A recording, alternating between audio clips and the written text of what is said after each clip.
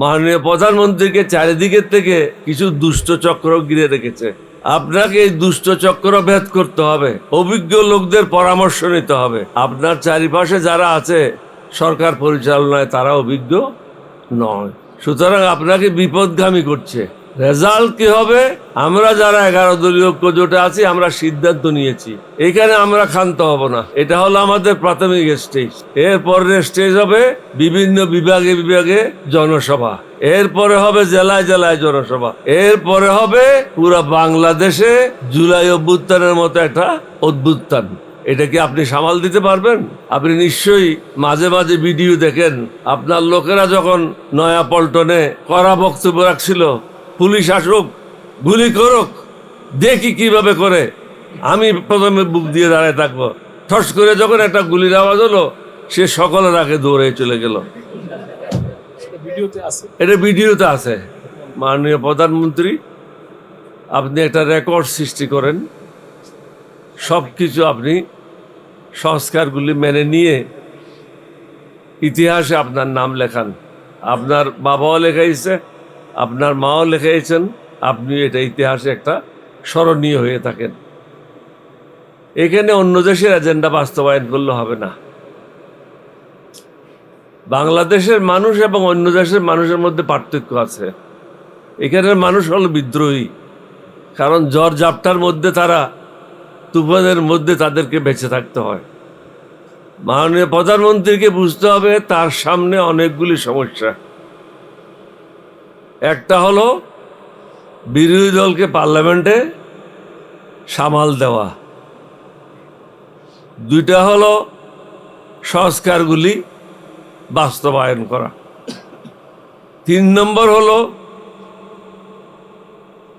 তেলের কারণে, petrol, octane, diesel যাই বলেন, এটার কারণে বাংলাদেশে যে প্রভাব পড়বে এটার থেকে বের হওয়া আসা বর্তমান সরকারের পক্ষে সম্ভব না। আমি এটা বলে দিচ্ছি, শব্দটা তাদের পক্ষে সম্ভব না। আপনারা হয়তো চিন্তা করছেন এই সরকার আসার 2 মাসের মধ্যে কি প্রয়োজন হয়ে গেল এতগুলি জিনিস নিয়ে আলোচনা করার।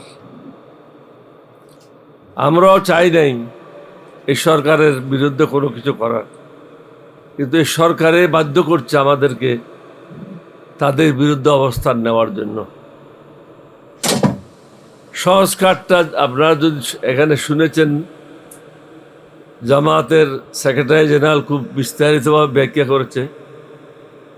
এটা কিন্তু কোনো দলকে সুবিধা দেওয়ার জন্য না, কোনো ব্যক্তিকে সুবিধা দেওয়ার জন্য না, এটা হলো জনগণকে সুবিধা দেওয়ার জন্য। যখন যে সরকার আসে সে যেন অন্যের উপর অন্যায় করতে না পারে, এটাই হলো তার মূল লক্ষ্য। কারণ যারা ক্ষমতায় আসে তারা মনে করে তাদের বাপের দিনের সম্পত্তি বা চাচার দিনের সম্পত্তি, আমি যা ইচ্ছা তা করব। হাসিনা যেরকম বলতো, এটা আমার দেশ, আমার বাবার দেশ, এটা আপনারা শুনেছেন। এটা হলো বাংলাদেশ, এটা কারো দেশ না, আমাদের সকলের দেশ। সুতরাং এখানে জনগণ যেটা চায় সেটাই করতে হবে। আমরা সর্বসম্মতিক্রমে সিদ্ধান্ত নিয়েছিলাম যে সংস্কার প্রয়োজন। আমি 1-2টাতে অংশগ্রহণ করেছি, বাকিগুলি আমাদের প্রতিনিধিরা ছিল। এখানে কোনো দ্বিমত ছিল না। আমি একটা কথায় 2-1টা শুধু আপনাদের সামনে উদাহরণ দিতে চাই, জনগণ যেন আমাদের ব্যাখ্যাগুলি বুঝে। আমরা কি চাচ্ছি, যে দুর্নীতি দমন কমিশনে যে চেয়ারম্যান হবে সে যেন একটা যাচাই বাছাইয়ের মধ্যে আসে এবং তাকে নির্বাচিত করা হয়। যারা মেম্বার হবে তাদেরও যেন যাচাই বাছাইয়ের মাধ্যমে ওখানে পদায়ন হয়। একইভাবে পাবলিক সার্ভিস কমিশন, জুডিশিয়ারি, সব কিছু যেগুলি বাদ পড়েছে এইগুলি আমরা চেয়েছি একটা যাচাই বাছাই কমিটি হবে। এটা পার্লামেন্ট মেম্বারদের দিয়ে হতে পারে, আপার হাউসের মেম্বারকে দিয়ে হতে পারে। আমেরিকাতে সিস্টেম আছে, একটা অ্যাম্বাসাডার যদি কোনো দেশে যাইতে হয় তাকে ওই কমিটির মাধ্যমে, ফরেন রিলেশন কমিটি যেটা হয়, ওই কমিটিকে তাকে সওয়াল জবাব করতে হয়। তারা যদি মনে করে ও ওই দেশের জন্য ঠিক আছে, তাহলে তাকে পাঠানো হয়। আমরা তো আর আমেরিকান সিস্টেমে যেতে চাই নাই, আমরা চেয়েছি একটা ন্যায়ের সিস্টেমে যাওয়ার জন্য, মানুষের সুবিধার সিস্টেমে যাওয়ার জন্য। বিএনপি এটা কেন না করছে, এটা আমার বোধগম্য নয়। আমি 2বার বলেছি, মাননীয় প্রধানমন্ত্রী আপনি একটা রেকর্ড সৃষ্টি করেন, সব কিছু আপনি সংস্কারগুলি মেনে নিয়ে ইতিহাসে আপনার নাম লেখান। আপনার বাবাও লেখাইছে, আপনার মাও লেখাইছেন, আপনি এটা ইতিহাসে একটা স্মরণীয় হয়ে থাকেন। এখানে অন্য দেশের এজেন্ডা বাস্তবায়ন করলে হবে না।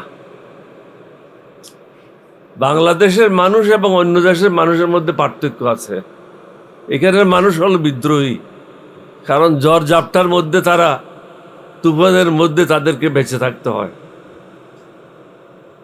এবং বিদ্রোহ করাটা এটা নতুন কোনো বিষয় না।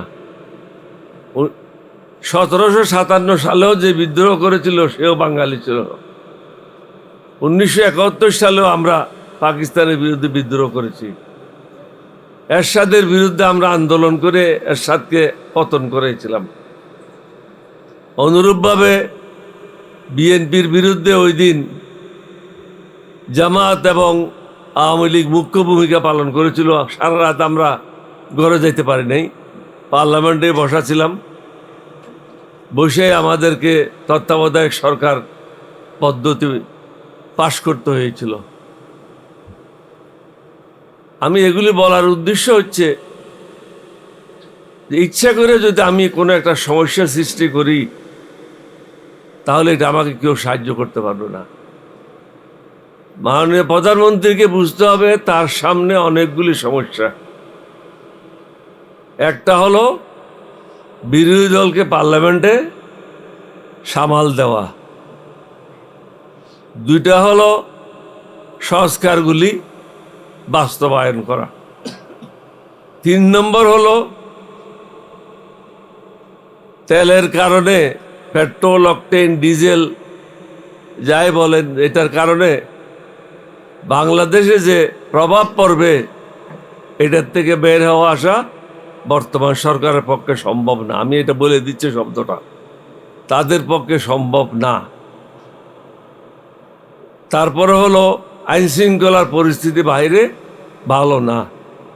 জামায়াতের আমির সাহেব, সেক্রেটারি জেনারেল সাহেব বললেন, কালকে চট্টগ্রামে তুচ্ছ ঘটনাকে কেন্দ্র করে মানুষের যে দুর্ভোগ হয়েছে, রাস্তায় যে দৌড়াদৌড়ি, এটা আমরা আশা করছি না।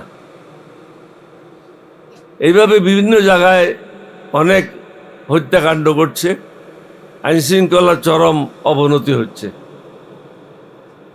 পার্লামেন্টে আজকে কারা আসছে, এটা না মানার কারণটা কি?